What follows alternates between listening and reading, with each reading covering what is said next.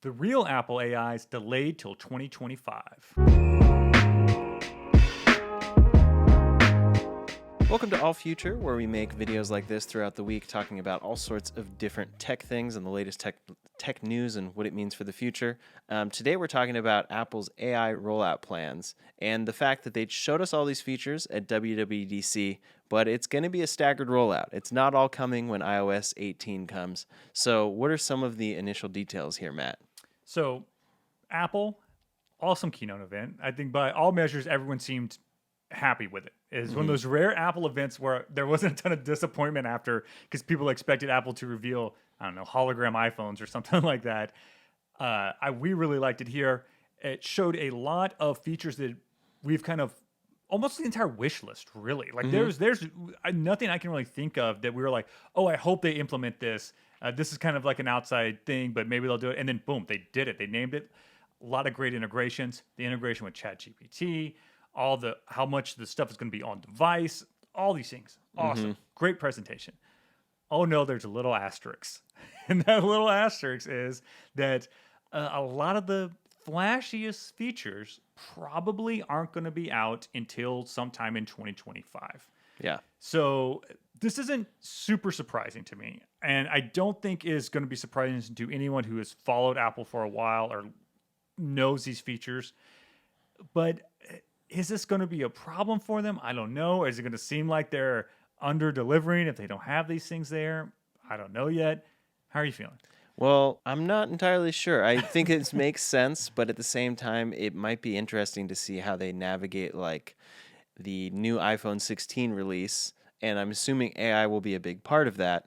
But then it's like, oh, it's coming soon on this device. And then the further that pushes into the next launch cycle, especially if we're getting an iPhone 17 coming up that's supposed to be a lot different, the more frustrating it will be for customers that are like, I bought this phone for the AI features that you're not delivering yet.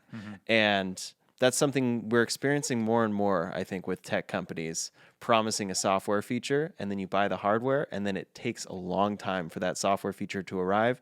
And sometimes it's like, oh, yeah, it works on this one, but it's actually way better on the next one. So we could see that happen with the 17. I'm interested there. But apparently, it's going to go as far as to be that these features are noted as a preview at launch, the first ones that arrive, like with iOS 18.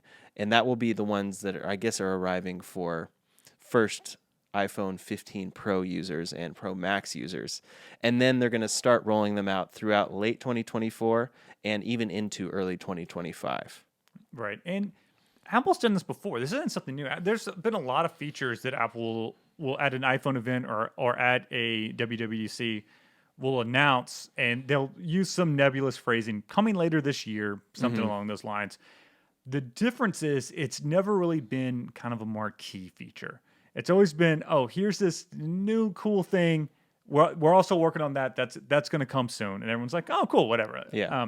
But with this, you can make the argument that these are the things that I think people are most excited about. And not having those available at launch, I think might disappoint some people. Yeah. That being said, this is absolutely the right move to do. Yeah. And here's why I think this is the right move to do. Is because every other tech company has completely screwed themselves by reaching too far too quickly with AI. We saw it just over the last week, everything that went down with Microsoft recall. And essentially Microsoft not rolling that out wide anymore because of all the issues with that, and labeling it kind of like a preview. If you're a Windows insider, I believe that they're going to be able to get that feature. Regular people aren't yet. Google had it with telling people to put glue onto pizza to make the cheese not fall off. So this AI, the thing that makes the AI great also makes it a little unpredictable. Also makes people a little nervous about the safety and security of it. So it just lessens Apple's exposure to that sort of blowback or mistake or something going wrong if they don't put everything out all at once. And they're like, hey, here, let's start with this. Here's a few A things. Oh, great. No major controversies. Awesome. Well, let's go to the next one. And you kind of release them in chunks. And then that makes it so where not only you can make sure that your tech end is ready, which it seems like it probably is or close to be, but also your the marketing side of it and the implementation is ready. And like we always see, the people who make this tech can't anticipate how users are going to use it. Yeah. It changes every time. We've seen it across the board, right? Throughout history, this is what's happened, right? Unintended consequences of technology. So again, this lessens Apple's, chances of something not going their way. Mm-hmm.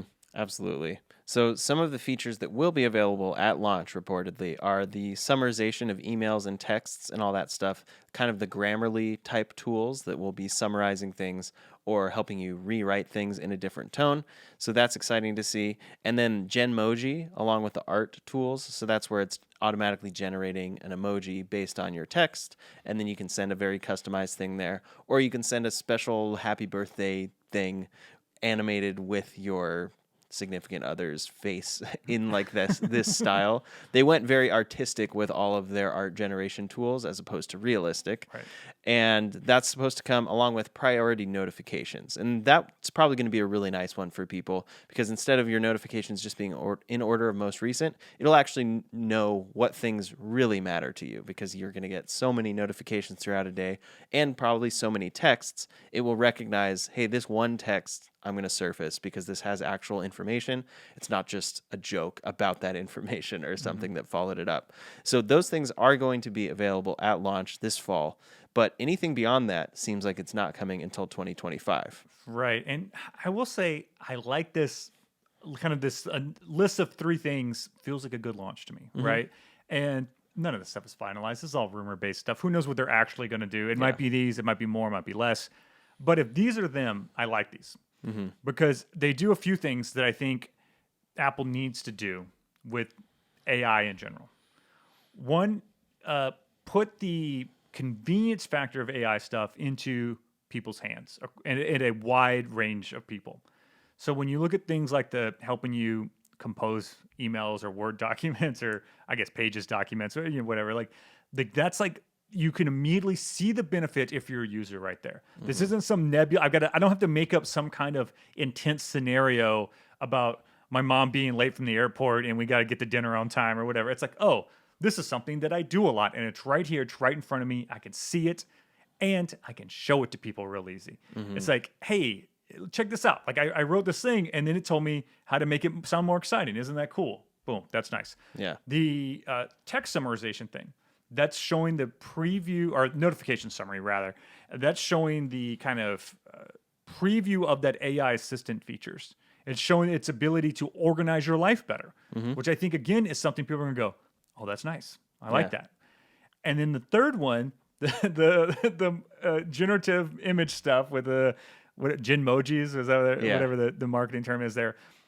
That's going to be cool for Apple because everyone with a 15 Pro or a new 16 is going to be sending those to people. Yeah. And people are going to go, oh, that's awesome. Because it's just a JPEG image it's sending. So they're going to get that image and go, that's cool. And they're like, how'd you do that? It's like, oh man, you got the iPhone 13 still? You can't do this at all. You got to have the new stuff. And it's going to, those people who want to show off they have the newest thing, they're going to blast these things. Right. So if you're talking about stuff that lets people see the benefits of AI, and let them share those benefits and then show people its ability. These 3 features, I think, are good features to do that. And so while these are not probably the features I was most excited about in Apple Intelligence, as someone who is a proponent of AI adoption and AI's ability to make our lives a little better, this is a good list, I think. Definitely. And it's that classic Apple thing where they want it to work. So like you were saying earlier, they don't want to fall on their face. They don't want to have a new meme trend come as a result of how bad they fail launching one of these things. They have to be really delicate with this. And I think probably more delicate than they've ever had to be launching a new technology because it's so easy. Well, people love to hate it. And then it's so easy for it to go wrong and it immediately look so bad, and you have so little control over it, which is such an against Apple ethos thing, right? They've always wanted to like really control the user experience and what is made by their phones and how it, and just not even their phones, all their products, right? And you cannot control an LLM. It doesn't. We've seen it. No matter how hardcore you train that thing, no matter how you safety guardrails you put in place, and sometimes those safety guardrails end up backfiring on you. Like when it all of a sudden made Albert Einstein Asian or whatever it did, like on the Google Gemini side, right? And the thing is, they were like, oh, like let's make sure it makes diverse images. That's cool. Oh wait, no, that came back and got us. So there's a lot of things that are just chaos, like pure chaos with this stuff that Apple's not known for embracing very well. Yeah. So I can see in their internal board meetings being like, guys, let's launch with the safety stuff. Yeah. I think it's probably innate within humans to be excited when we see it fail, because it's like, see, we're smarter than the computer. Yeah. We're still smarter than the computer. Yeah. And so they're trying to say, I think Apple's done a good job with their language here. They're not trying to say, this replaces you. This is all stuff that assists and helps with your life. This is how to make your life easier. That's what this thing is going to do. We know what we're doing. We're going to get the privacy side covered. It's not going to be weird and racist or whatever. Like it's going to like we've thought about this, guys. This is the way to do it. And I guess we'll see if when it actually is in people's hands, that's the way it goes or not. Yeah. These three seem like pretty safe ways to start. Yeah. So coming up in 2025 will be the things, and that. Let's say we have a September iPhone launch. That's about 3 months of a gap that we'll have like a new iPhone before we're getting these other features that were potentially kind of the highlights of the event. And the first one is the Chat GPT. Anything open AI related is not going to be coming yet. And part of that is because Apple has to actually build these private compute cloud facilities, which is a big part of their strategy. And it's really important. But yeah, they have to build the infrastructure. Yeah, I was reading an interesting comparison this week.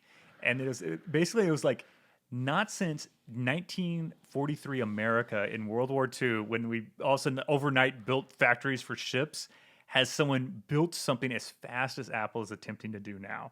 And like if you look at just the physical space requirement, the power requirement, like the actual electricity requirement, the tech requirement, the manpower requirement, the designs, the architecture, the hiring the janitors to clean it. Like by all accounts, Apple was caught very flat-footed on the AI revolution, and it's essentially been in a little over a year's time they've envisioned and implemented this stuff. Yeah. So as fast as it's coming together, it's still not all there yet because it turns out it takes a lot of time and money, and luckily Apple's got one of those in spades, but time you can't make more of, right? So so I think some of these things, that's where the delay is happening, because as fast as Apple can be and as much money they're putting into this, it's going to take time to build this stuff. Yeah, absolutely. And their goal, it takes time, but they also have to rush it, like you're saying. But they want to do it right, so that's why they're rushing here, because they could launch with ChatGPT today and actually have a decent amount of functionality. But they're like, no, we're not having hallucinations. Elon we're not can't having be right. Like they're like, no, like exactly. But the next one is the kind of Siri Pro type thing and that feature, and then the type to Siri, which is one I'm particularly excited about. that's cool. Because not having to always actually say it means I'm going to use it more in scenarios when I can't talk to my phone. That's if nothing else shows the current massive limitation of Siri than the fact that you cannot type to it because it would get confused. People are more like Siri is a voice command system, and people are used to those voice commands and how they work. Translating those to type, people might type too much stuff, give it too much information, not put it in the right context. And the fact that it's not smart enough to be able to handle those basic variations, and it's going to need an LLM to really understand typed human language, just shows how much it sucks right now, because it seems like a no-brainer feature. But they can't have it at launch because they haven't literally finished building the stuff to make it work yet. Yeah. You know? So it actually understanding natural language and context throughout your phone seems like that's coming in time. And I'm not sure this will be the kind of thing where it arrives. It might just be like kind of a staggered, like, okay, now it's there. Type to Siri is coming in this update, and we're starting to see it improve in time. All these things we're talking about are actually kind of categories of abilities, and there's a whole subset of stuff underneath this that they could do. And there's a million different ways they could release this stuff. And like you're saying, we're going to turn some of the Siri stuff on now, but it can only do X, Y, and Z right now. And they even alluded to this in the keynote because they said, we're going to open it up so it can access third-party apps and deal with the intents and all this kind of stuff. So that stuff I don't suspect is around until sometime in 2025, probably spring at the earliest, right? Maybe even later. Yeah. And it looks like contextual answers is another thing that won't be coming until 2025. But as we're talking about, it's one of those things where probably not overnight that you're going to see this difference. It's probably going to be gradually rolling out and gradually understanding things more. But the rumors have been quick to specify that it's still going to have, most likely at launch, iOS 18, the Siri interface that we've seen. So the one that like takes up the whole screen and is kind of a border. So it feels like it's fundamental. The cool rainbow and wave thing, like Siri's taking over your phone. Yeah.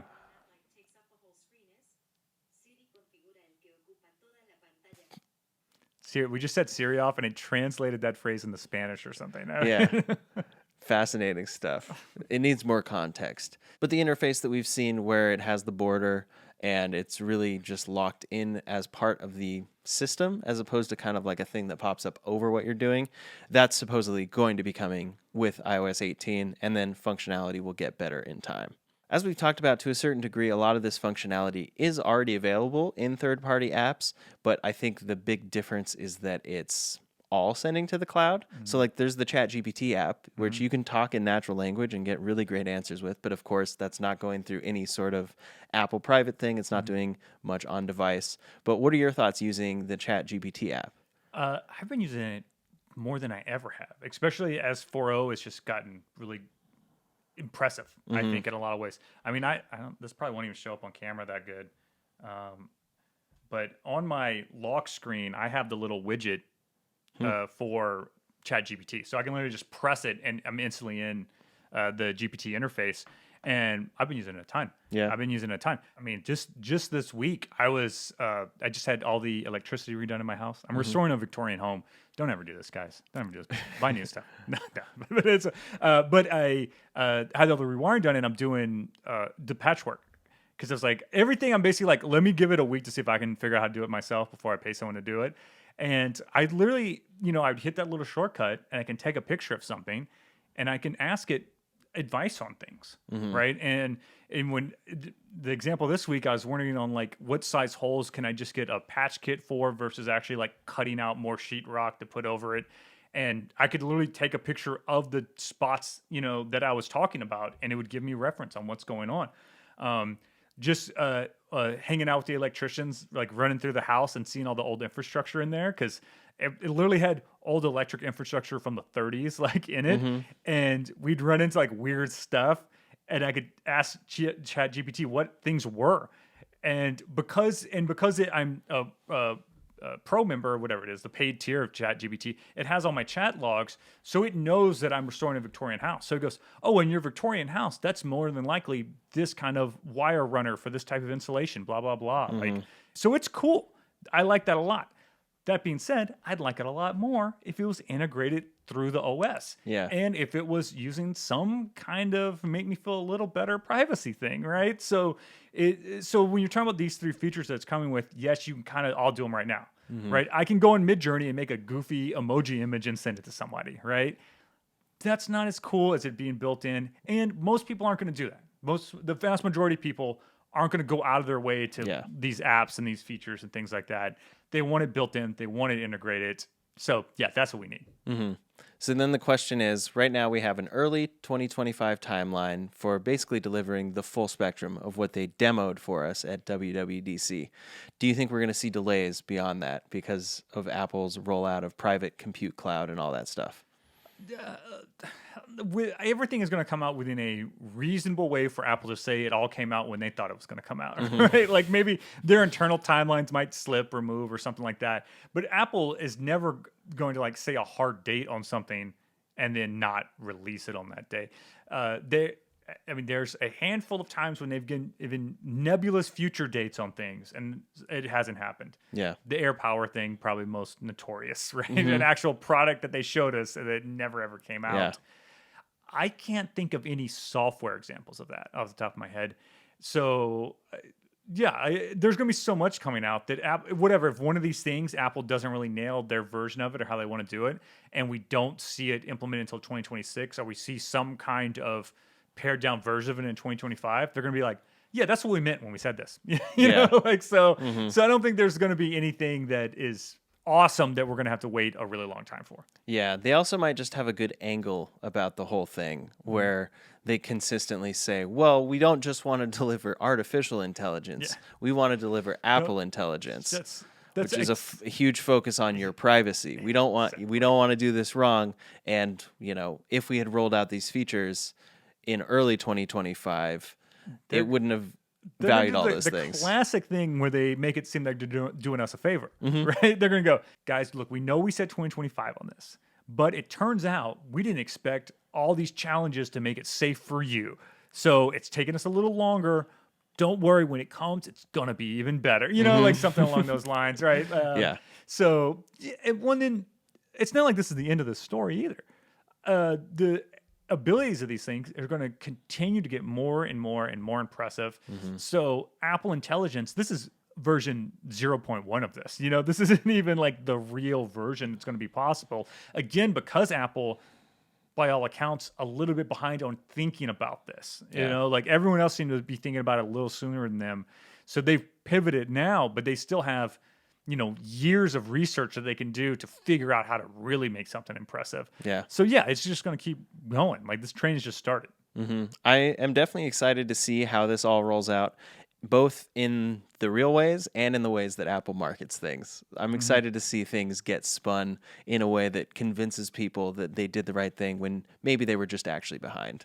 But ultimately, it's interesting to see these features aren't fully arriving till 2025. And my conclusion there is like, if you're on the fence and not a huge early adopter of tech, you might want to wait for the iPhone 17. Not us. We're suckers.